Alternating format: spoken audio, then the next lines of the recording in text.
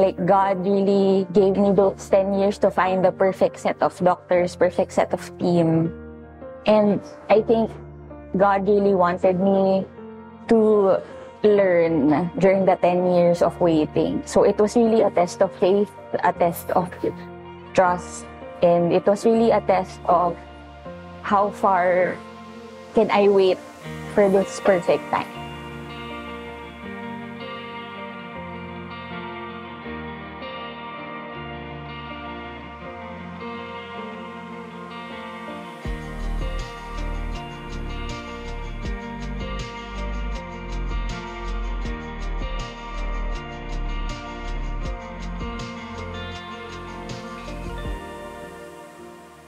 Ten years ago, I experienced some abdominal cramps.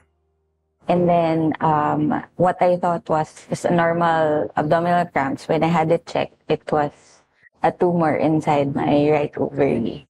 I had my right ovary removed. And then when we had it biopsied, we found out it's malignant. So that started it all. I didn't know how to process it. Everything was a blur after that. So I was crying. My parents were comforting me. And then that night, when I was crying in my bed, a friend called me up. And then she was also actually diagnosed with cancer. So she found out that I was diagnosed also.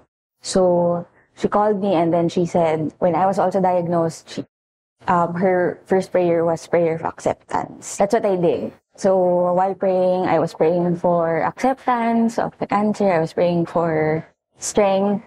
And inside me, I knew I had to fight the cancer. So that's where it started. I had to go through chemo. After the first regimen, there was a kind of parang a lump on my abdomen. I had my CT scan. We found out that there's a bigger mass inside of my abdomen. So the doctors tried another kind of chemo to shrink it, but it wasn't working. We were hoping to have it surgically removed, but the doctors then were saying it was impossible for them to remove it because the mass was lying on my major artery or my aorta. So they didn't want to remove it. They were saying it was impossible, that any moment I can bleed to death on the OR. So we said, okay, let's not do it anymore and then do another session of chemotherapy, still hoping that it will shrink. 2022, I was already feeling some pain inside, like at the back. So I have this pain that any paracetamol or any painkiller couldn't manage. I found another doctor, randomly. She interviewed me and all that. Got my history. When she checked my CT scan, he said, "Are you sure your doctor said before that it was inoperable?" And then I said, "Yes, doc, because they didn't want to touch it." And then she said, "That's impossible because look, the space, it can be removed." So when she said that, there was this weight lifted off her shoulders. So we had this big hope instantly because of this new doctor. So that was June 2022. She had me meet up all the other doctors. And all the other doctors were like, "Oh, we can remove it." And that instantly, every doctor was very hopeful, very positive about it. So in a month's time, I did all the tests, meet up all the doctors. And then when that was done, after another month, we had it removed, the tumor. They took it out of me. It was pretty big. It was around 11 kilos. So when I saw the picture actually, I also couldn't believe that I was carrying that heavy load physically.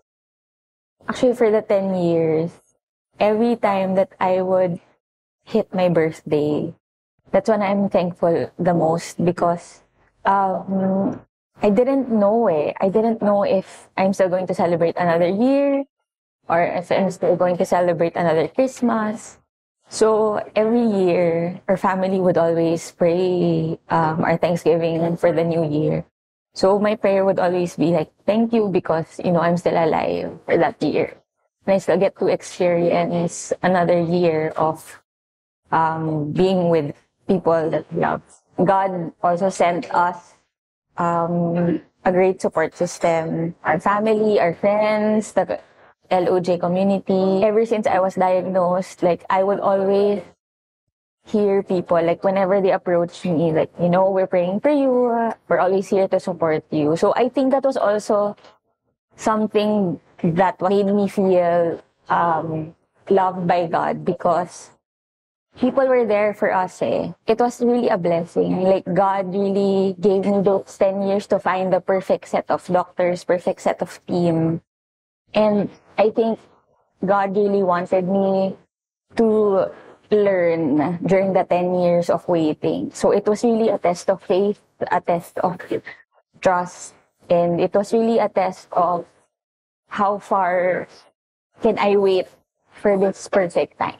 When I was, recovering, I was feeling so happy because I could fit into normal sized clothes. When the doctor said that I can do physical activities, I was so happy because I couldn't do any of that before. I couldn't go swimming. I couldn't go doing sports. I couldn't really work out the way that I wanted to. So now I'm feeling really happy that I was able to do it.